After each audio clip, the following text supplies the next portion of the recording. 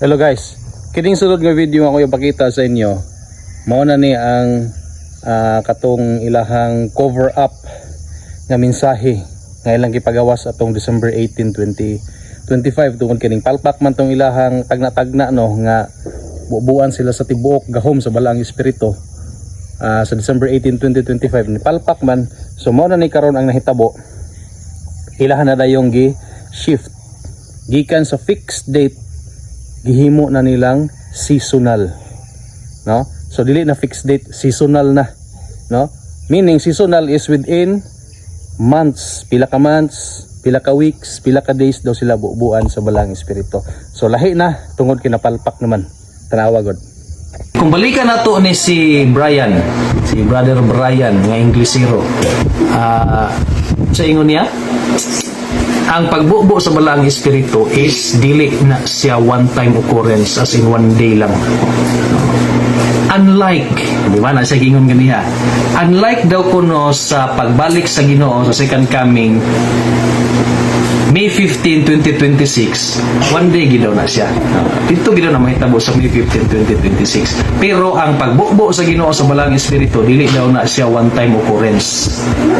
Which is sa ako maunay tama na explanation. Ang mali kadtong kang Aljon.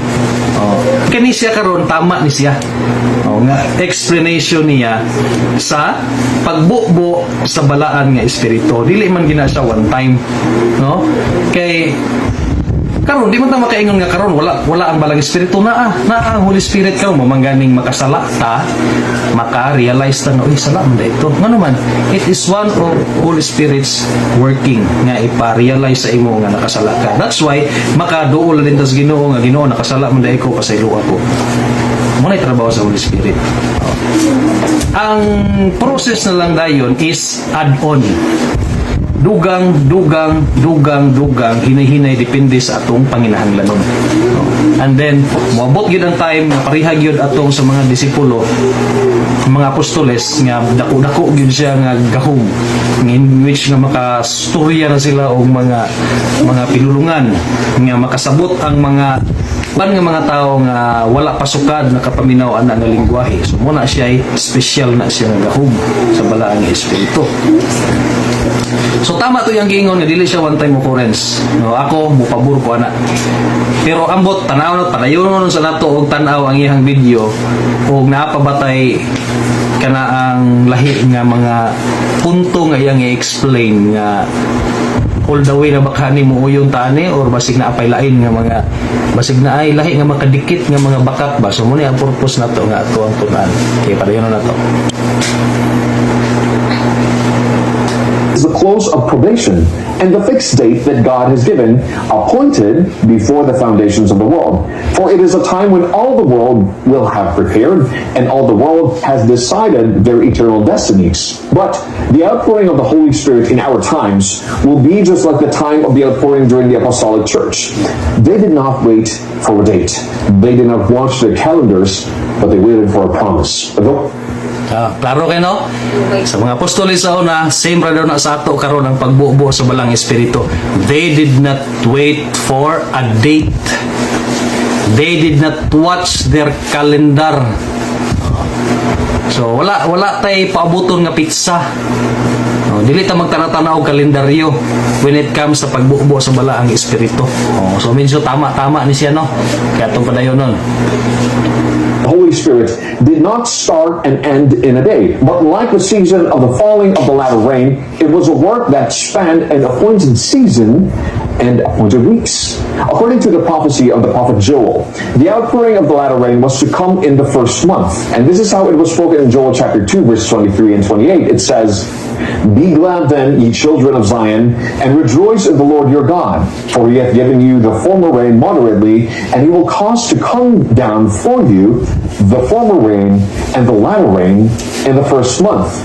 However, during the times of the disciples, that rain, the pouring of the Holy Ghost, took place during the third month of the year. It wasn't on the first month, just like the prophecy of Joel. So there is no direct correspondence of how it manifests itself inside the church. For when the disciples have waited for the promise, united their hearts in repentance and humbleness of heart, then was a token given in their unity. That was the pouring of the Holy Ghost as was promised. And the same goes for us. The great outpouring of the Spirit of God, which lightens the whole earth with His glory, will not come until we have an enlightened people that know by experience what it means to be laborers together with God. When we have entire wholehearted consecration to the service of Christ, God will recognize the fact by an outpouring of His Spirit without measure.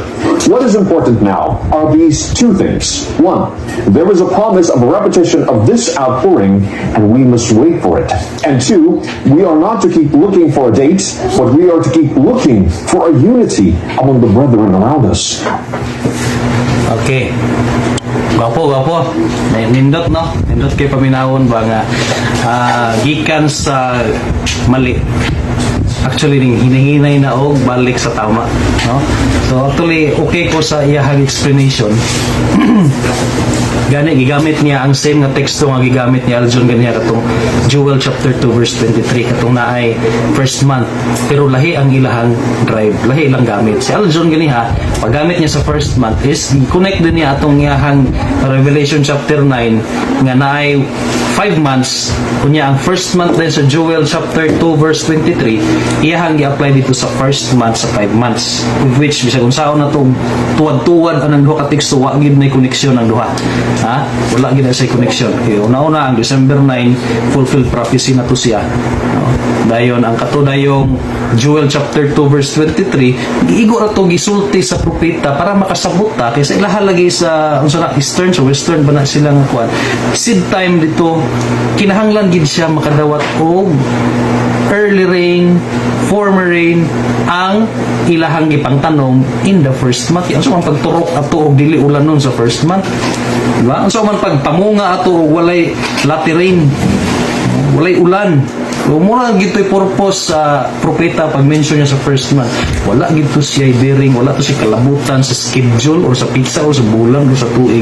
Kano sa ibubo sa Ginoo sa atong time ang kini ang balaan nga espiritu.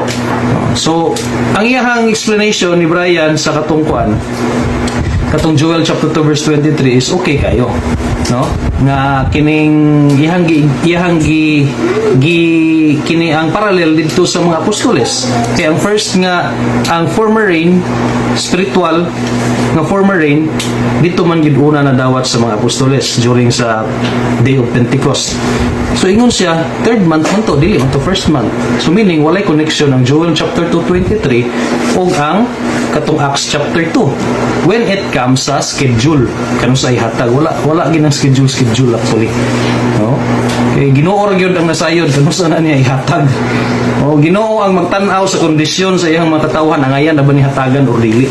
Gani ang iyang mga disipulo that time ang mga apostoles kung wala to sila nagkahiusa di man gid gyapon to ihatag sa Ginoo ang balang espiritu sa Acts 2. So it is the condition sa iyang mga katawhan yun ang kining determining factor nga nung ihatag sa Ginoo ang iyang balang espiritu. Same gyapon sa ato karon.